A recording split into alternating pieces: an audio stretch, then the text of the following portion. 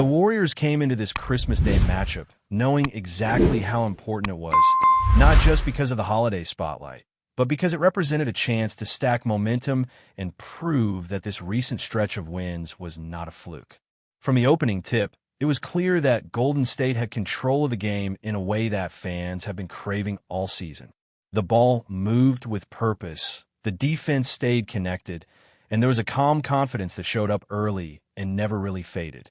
By the end of the first quarter, the Warriors had already put up 40 points and built a double-digit lead, setting the tone for everything that followed. What stood out most was how steady they looked.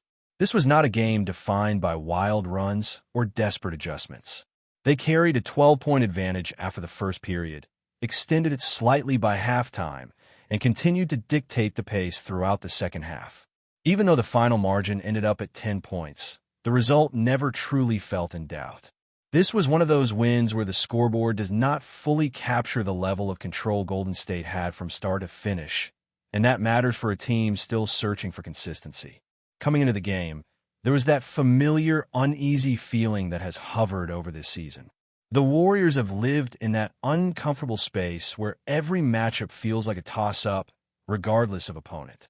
But on this night, they handled their business, and doing it on Christmas made it even sweeter. There was an emphasis on sharing the ball, attacking mismatches, and staying disciplined defensively, which allowed them to avoid the lapses that have haunted them in close losses earlier in the year. On the other side, there was a lot of attention surrounding Cooper Flag, especially given the absence of key veterans. This was a stage built for a young star to announce himself, and while his stat line looked respectable on paper, the overall impact simply did not match the hype. He finished with over 25 points, added rebounds and assists, and technically checked many boxes, but watching the game told a different story. There was never a moment where it felt like he was taking over or bending the defense to his will, which is what you expect from a player carrying that level of expectation on a day like this. Christmas games are different. They are not just another regular season night. This is when the league puts its brightest lights on the floor, and the players who truly belong in that spotlight usually respond with something memorable. When you think about performances that define careers, they often come in moments like this. Scoring in the mid-20s is fine on a random weeknight, but on Christmas, against a small Warriors lineup and without multiple stars on the floor, the bar is higher. The great ones make sure you feel their presence on every possession, especially when their team is shorthanded. That is why the performance left a sense of wanting more. It was not bad, but it was not special either. There were stretches where he looked hesitant, almost unsure whether to assert himself physically. Against a smaller opponent, that hesitation becomes noticeable. This was an opportunity to dominate the paint, force help defense, and live at the free throw line. Yet those moments were few and far between. Instead, the Warriors were able to stay within their schemes and never felt truly overwhelmed. It also brings up a broader conversation about highly touted young players and how uneven those early seasons can be. For every smooth transition, there are ups and downs, flashes mixed with quiet nights. Some grow into their roles quickly. Others take longer to find that commanding presence. Right now, what stood out most was not a future superstar taking control, but a talented player still figuring out how to impose his will at the highest level. On a team lacking depth due to injuries, that gap becomes even more visible.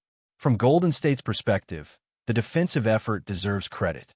They stayed disciplined, rotated well, and did not overreact. Even when shots fell, they trusted their structure and forced tough decisions. Limiting damage without overcommitting allowed them to keep their offense flowing and avoid giving the opponent easy transition opportunities. That balance has been missing at times this season, and seeing it come together on a national stage was encouraging. Another important layer of this win is how it reinforces the idea that the Warriors do not need to rely on one overwhelming performance to succeed. This was not about one player carrying the load. It was about collective execution, timely scoring, and a willingness to adjust when things were not falling perfectly. That kind of identity is critical as the season moves forward and the competition tightens. As the game unfolded, the sense grew that Golden State was simply more prepared for the moment. They understood what the night demanded and played with an edge that reflected that awareness. While there are still questions about ceiling and sustainability, wins like this matter because they show a blueprint that can be repeated. Control the tempo, value possessions, defend without fouling, and trust that the offense will find its rhythm over time. The conversation around this game is not just about adding another win to the column, but about how it was achieved. This felt like a step towards stability, something the Warriors have been chasing all season. They did not panic, they did not drift into bad habits early, and they did not let the occasion overwhelm them. Instead, they leaned into experience, composure, and a clear game plan, which allowed them to walk off the floor on Christmas with momentum firmly on their side. As positive as the win was, there were still clear warning signs that cannot be ignored, and the biggest one showed up beyond the arc. Golden State has built its modern identity around three-point shooting. But this game was another reminder that the margin for error is getting thinner by the week. The team finished the night hitting 14 shots from long range on 50 attempts, which tells a story that goes far beyond a cold shooting night. When nearly half 100 threes are taken and less than a third of them fall, it forces a serious evaluation of shot selection and offensive priorities. What made it more concerning was who was taking those shots and when they were coming. There were stretches where the Warriors settled for early threes despite having lanes open and defenders scrambling. Even Stephen Curry, who has earned the green light from anywhere on the floor, did not have his usual touch and ended up shooting poorly from deep. When the best shooter in the history of the franchise is struggling, the rest of the roster has to be more disciplined, not more aggressive from long distance. Instead, there were sequences that highlighted the problem perfectly. A missed three would lead to an offensive rebound, followed immediately by another rushed attempt from the same spot.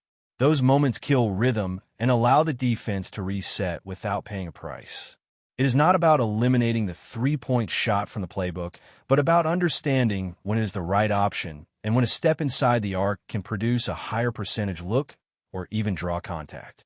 This is where the current version of the Warriors has to be honest with itself. The Dynasty era was built on multiple elite shooters surrounding Curry, which made volume three-point shooting a calculated risk. That reality no longer exists. Outside of Steven, there is not a single player defenses fear consistently from deep. Continuing to live and die by the three without that supporting cast is a recipe for disaster, especially in playoff environments where every possession is magnified. The coaching staff has already acknowledged that this team is not the same group that dominated the league years ago, and that acknowledgement needs to translate onto the floor.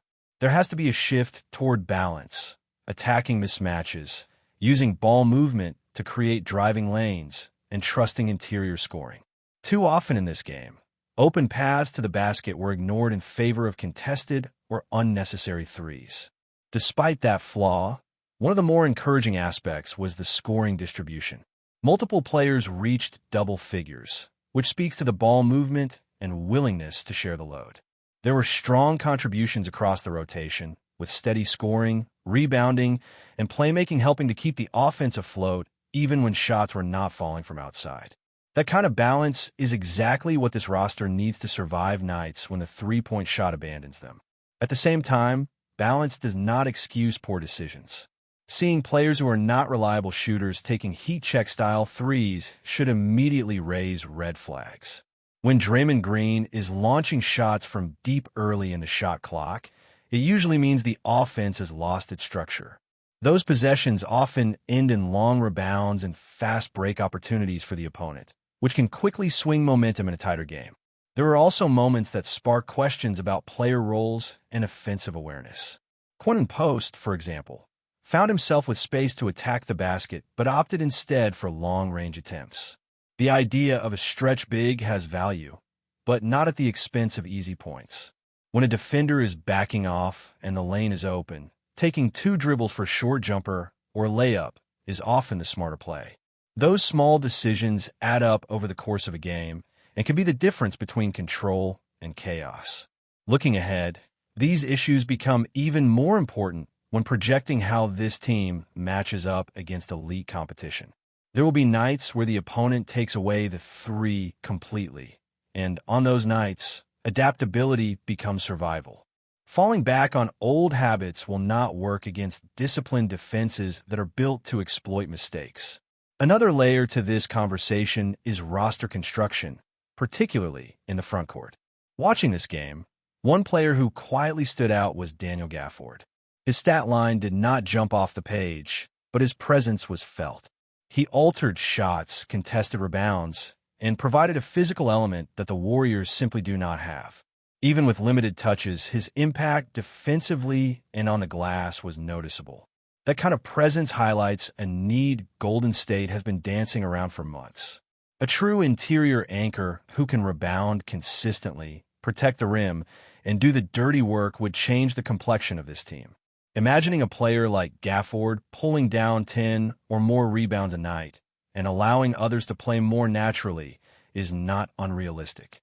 It would reduce the burden on smaller lineups and give the Warriors a fighting chance against dominant centers across the league.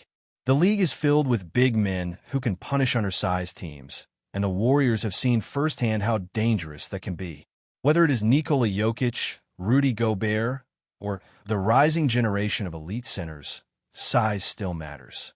Even more so when postseason matchups turn physical and half-court oriented. That is why the idea of adding a physical presence in the middle continues to gain traction. Someone who does not need the ball to be effective, who thrives on defense and rebounding, and who allows the rest of the roster to stay within its strengths. Watching how easily Gafford impacted the game without dominating the ball made that need impossible to ignore. As the schedule moves forward, rest and preparation will play a key role. The Warriors have a brief window to recover physically and mentally before facing a tough back-to-back stretch. These are the moments where habits are either reinforced or corrected. If they use this time to address shot selection and commit to smarter offensive choices, this one can be a springboard rather than a temporary high. Momentum in the regular season is fragile, but it is built on details. Cleaning up the three-point obsession, embracing higher percentage looks, and recognizing the value of interior play could turn this stretch into something meaningful. The foundation is there, the effort is there, and the opportunity is there. What happens next depends on whether this team is willing to evolve or remain tied to a version of itself that no longer exists. As the Warriors prepare for the next stretch, the questions are not about effort or desire. Those were clearly present. The questions are about choices, discipline, and whether the team is willing to evolve in ways that might feel uncomfortable but are ultimately necessary. The answers will not come all at once, but they will reveal themselves possession by possession, especially when the shots stop falling and the game demands something different. Before we continue, make sure to leave a like and subscribe to the channel so you won't miss any exclusive Dubs updates. Let's keep going. The basketball world is buzzing with speculation after reports emerged that Donovan Mitchell has reportedly signed with the Golden State Warriors, sending shockwaves through the Bay Area. While nothing has been officially confirmed by the team beyond whispers, sources close to the situation suggest that the move could redefine the landscape of the Western Conference. Fans have been dreaming of a supercharged Warriors lineup, and the mere prospect of Mitchell joining forces with the likes of Stephen Curry and Klay Thompson has ignited social media, with discussions ranging from championship potential to stylistic fit. Mitchell, known for his explosive scoring ability and fearless approach in clutch moments, could be the missing puzzle piece for a team that has long been admired for its sharp shooting and fluid ball movement, but has occasionally lacked that singular offensive spark in high-stakes playoff scenarios. Analysts are already debating how his arrival would affect the Warriors' dynamic, speculating on rotations, defensive strategies, and how the chemistry in the locker room might evolve. Some insiders hint that the organization is betting on Mitchell's experience and leadership to elevate the team to new heights, while skeptics caution that melding two dominant personalities could come with growing pains. The speculation doesn't stop on the court. Fans are imagining the electric atmosphere at Chase Center, envisioning a lineup where Curry's playmaking, Thompson's perimeter precision, and Mitchell's aggressive drives could create one of the most formidable trios in recent memory. Merchandise and ticket rumors have already begun to circulate, as the potential signing promises not only a competitive edge, but also a marketing windfall. Across forums and podcasts, the narrative is the same. The Bay Area might be on the brink of witnessing a seismic shift in basketball power. As the rumor mill churns, every practice report, workout clip, or subtle comment from team officials is being dissected for clues. Social media buzz suggests that even if the deal is in early stages, fans are mentally preparing for a new era in Golden State basketball. While official confirmation remains elusive, the excitement is palpable, and the anticipation is only growing. Should Mitchell indeed join the Warriors, the team would not just be looking at immediate playoff impact, but potentially a long-term transformation, blending youth, experience, and elite scoring in a way that could define the next chapter of the franchise. For now, everything remains speculation, but in a league where rumors often foreshadow reality, the Bay Area might just be ready for a fireworks show of basketball talent like never before. Stay updated exclusively with the latest Dub Nation news. Subscribe to our channel and hit the like button to keep getting daily updates on the Warriors. Don't forget to share your thoughts in the comments. Your input is essential for the Dubs community. Stay tuned for the next video.